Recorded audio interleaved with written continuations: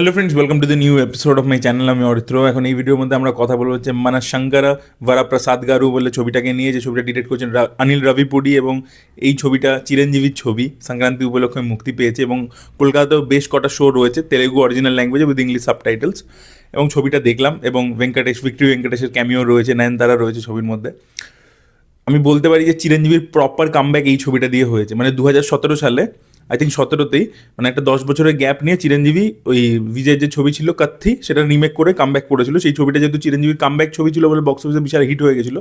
But actually তারপরে যদি দেখেন চিরঞ্জীবী যে ছবি করেছে সেগুলো কোনোটাই চিরঞ্জীবী অ্যাজ অ্যান অ্যাক্টার, চিরঞ্জীবী কিন্তু অ্যাক্টার হিসেবে খুব বড় একজন অ্যাক্টার এবং কমার্শিয়াল হিরো হলেও মানে প্রচুর রকমের, মানে কমেডি বলুন, অ্যাকশন বলুন, সিরিয়াস ড্রামা বলুন, সে দারুণ পারফরমেন্স দিতে পারে। বাট সেটাই কেউ ট্যাপ করতে পারছিল না। ঠিক আছে, কিছুটা ওয়াল্টার ভিরিয়াতে, কিছুটা ববি কোহলি করতে পেরেছিল পার্শিয়ালি, তবুও আমার ওয়াল্টার ভিরিয়া ওভারঅল সিনেমা হিসেবে খুব ভালো লাগেনি। বাট এই ছবিতে অনিল রাভিপুডি চিরঞ্জীবীর যে কমেডি সাইডটা এবং ইমোশনাল দিকটাও যেভাবে তুলে এনেছে, দেখবার মতো। মানে একটা ডিরেক্টর অ্যাক্টারে এত ভালো জেলিং টিউনিং, মানে দেখবার মতো। সিরিয়াসলি মানে থরলি এনজয় করেছি। ফার্স্ট হাফটা তো এক্সট্রা অর্ডিনারি, আমি সেটা আসছি। আপনাদেরকে বলে রাখি, আপনারা যদি বুম্বাদার ছবি দেখে থাকেন, জামাইবাবু জিন্দাবাদ, তারপরে শ্বশুরবাড়ি জিন্দাবাদ, এই ছবিগুলো সব না চিরঞ্জীবীর ছবির রিমেক বেসিক্যালি। জামাই রাজা বলে ছবিটা অনিল কাপুর করেছিল, তো সেটা তার আগে চিরঞ্জীবী করেছিল তেলেগুতে, যেটা পরবর্তীকালে ওই জামাইবাবু জিন্দাবাদ হয়েছে বুম্বাদাকে নিয়ে।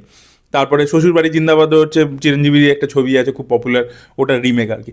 তো আপনারা যদি মানে বুম্বাদারও যদি কমার্শিয়াল স্পেসে কামব্যাক করতে হয়, মানে চিরঞ্জীবী বুম্বাদার স্টাইলটা কোথাও কি একটা এক।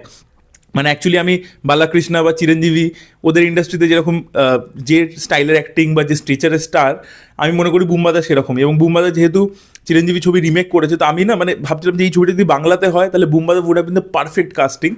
এবং বুম্বাদা যদি কমার্শিয়াল ছবি করে, এরকম ছবি তার করা উচিত।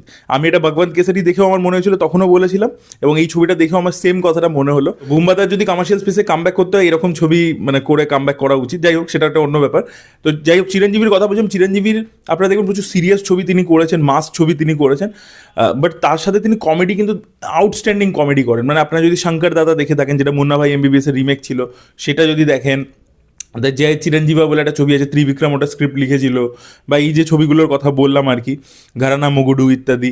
তো মানে he has outstanding comedy timing. এখানে অনিল রাভিপুডির ছবি মানে কি, একটার পর একটা গ্যাগস, পর পর পর পর একটার পর একটা কমেডি এপিসোড, এবং সেখানে চিরঞ্জীবী যে পারফরমেন্স দিয়েছে। এবং আরেকটা সব থেকে বড় দারুণ ব্যাপার কি জানেন, the joke is on the character. মানে এরকম নয় যে ক্যারেক্টারটা অন্য কাউকে কিছু বলছে, মানে the joke is on the character.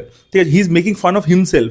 এই জিনিসটা আমার খুব ভালো লেগেছে। চিরঞ্জীবী যে লেভেলের স্টার, তা সত্ত্বেও এরকম যে একটা কমেডি, অনেক মানে জোকস হচ্ছে তার উপরে, সেটাও তাও উনি করেছেন, সেটা দেখতে ভালো লেগেছে। তো সেইটা মানে দারুণ করেছেন। এবং একটা সিন আছে যেখানে কোনো না মানে ডায়লগ নেই, জাস্ট হাত দিয়ে এক্সপ্রেশন দিয়ে করছে, ওই জায়গাটা পারফরমেন্সটা দেখবেন। তো চিরঞ্জীবী জাস্ট ফাটিয়ে দিয়েছে সিনেমাতে, তাকে অনিল রাভিপুডি ইউজও করছে। এবং চিরঞ্জীবীকে অন্য ছবির থেকে অনেক বেশি ফিট, অনেক বেশি কম বয়সী লেগেছে আর কি ছবিটার মধ্যে, ভালো লেগেছে। অ্যাকশন ইত্যাদিরও যে মোমেন্টস আছে সেগুলো বেশ ভালো ওয়ার্ক করেছে। ইমোশনাল যে সিন আছে বাচ্চাদের সাথে, সেটা খুব ভালো ওয়ার্ক করেছে। এবং নয়নতারার সাথে কেমিস্ট্রিও ভালো ওয়ার্ক করেছে। গল্পটা আপনাদেরকে ছোট করে বলে দিই, শশী রেখা বলে একজন বিজনেস উম্যান, যেটা হচ্ছে নয়নতারা প্লে করছে। এবার সে বিয়ে করে নেয় হচ্ছে এই একে, ভারাপ্রসাদকে, মানে যেটা চিরঞ্জীবী, যে একজন এনআইএ অফিসার ছিল। এবার তারপরে তার বাবা আর কি কিছু প্রবলেম ক্রিয়েট করে দেয়, এরা সেপারেট হয়ে যায়। এবার তারপরে বহু বছর পরে ও সুযোগ পেয়েছে আবার আর কি নিজের বউয়ের সাথে প্যাচ আপ করবার, নিজের বাচ্চাদের সাথে দেখা করবার। এবং এই বাড়িটার উপর একটা মানে বিপদ আছে, এই মানে যে মেয়ে নয়নতারার যে বাবার উপর একটা এই আছে, থ্রেট আছে। তো সেইটাকেও কীভাবে নিউট্রালাইজ করবে, কী করবে, সেটা নিয়ে আর কি ফ্যামিলি ড্রামা, কমেডি, অ্যাকশন সব কিছুরই মিক্সচার আছে ছবিটার মধ্যে। স্টোরি খুবই সিম্পল, কিন্তু ছবিটার মধ্যে কমেডি দুর্দান্তভাবে ওয়ার্ক করেছে। ফার্স্ট হাফে সিমলেস, সেকেন্ড হাফে একটু বিট ল্যাক করে। এবং ছবির যিনি মিউজিক দিয়েছে ভীমস, উনি যেভাবে গানগুলোকে তৈরি করেছেন এবং গানগুলোকে স্ক্রিন প্লের মধ্যে যেখানে প্লেস করা হয়েছে, মিসালা পিল্লা গানটা মতো হেভি লেগেছে। এবং মিসালা পিল্লাতে চিরঞ্জীবী যা নেচেছে, যা এক্সপ্রেশন দিয়েছে, একদম মজা করে নেচেছে। এবং উদিত নারায়ণের গলাটা একদম পারফেক্ট ছিল, তো আমার দারুণ লেগেছে আর কি। তো ইত্যাদি মেকিং ইত্যাদি খুবই গ্লসি করেছে এটা, মানে যে মেকিং যে খুব ভালো। মানে ভগবান কেসারির ক্ষেত্রে অনিল রাভিপুডি যেটা করেছিল না, মানে মেকিংটা প্রচণ্ড বেশি স্টাইলাইজড একটা মেকিং ছিল।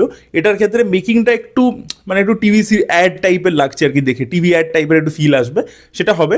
কিন্তু এটা মোর অফ এ রাইটিং। মানে সংক্রান্তি কি বাস্তু নামেও দেখবেন প্রোডাকশন ভ্যালু মারাত্মক নেই। ওই ছবিটাও খুব ভালো হয়েছিল, কমেডি যেহেতু একটার পর একটা সিন ছিল সেগুলো ওয়ার্ক করছিল। এখানেও কিন্তু সেটার উপরই বেশি ফোকাস করা হয়। সংক্রান্তি কি বাস্তু নামে একটা বাচ্চার ক্যারেক্টার খুব পপুলার হয়েছিল, বুল্লি রেড্ডি বলে, মাস্টার রেবন্ত বলে নাম ওই অ্যাক্টারটা। তো ওই বাচ্চাটাকে এখানেও এই ছবির মধ্যে ব্যবহার করেছে। এবার তাকে কিন্তু না একটা অন্যরকম ক্যারেক্টারাইজেশন দিয়েছে এবং বাচ্চাটাকে খুব ভালো ইউজ করেছে। ওই বাচ্চাটার সাথে চিরঞ্জীবীর একটা সিন আছে, ওটা হেভি লাগে দেখতে। তো মানে মানে থরলি এঙ্গেজিং, থরলি, মানে আমি এত এন্টারটেইন হয়েছি ছবিটা দেখে, মানে আমার হেভি মজা লেগেছে। জারিনা ওয়াহাব এবং নয়নতারার মধ্যে একটা কনফ্রন্টেশন সিন আছে, সেটা কিন্তু ইমোশনাল ইম্প্যাক্টটা খুব ভালো, বা চিরঞ্জীবীর বাচ্চাদের সাথে সিন আছে, তো ইমোশনও যেখানে যেখানে আছে, বেশিরভাগ ছবিটা একটা লাইট, মানে লাইট হার্টেড ইজি ব্রিজি ছবি, বাট যেখানে যেখানে ইমোশনটা আছে সেগুলোও কিন্তু ওয়ার্ক করেছে আর কি। এবং অ্যাকশনের দিকেও আর কি ভালো, ডিসেন্ট, মানে সেটা খুব এক্সট্রাঅর্ডিনারি বলবো না, বাট ভালোই, গাড়ি নিয়ে এসে অ্যাকশন যেটা আছে সেটা বেশ ভালো। সব থেকে বড় কোয়েশ্চেন হচ্ছে যে ভেঙ্কি মামা, মানে ভিক্টরি ভেঙ্কটেশ, তার এখানে ক্যামিও রয়েছে।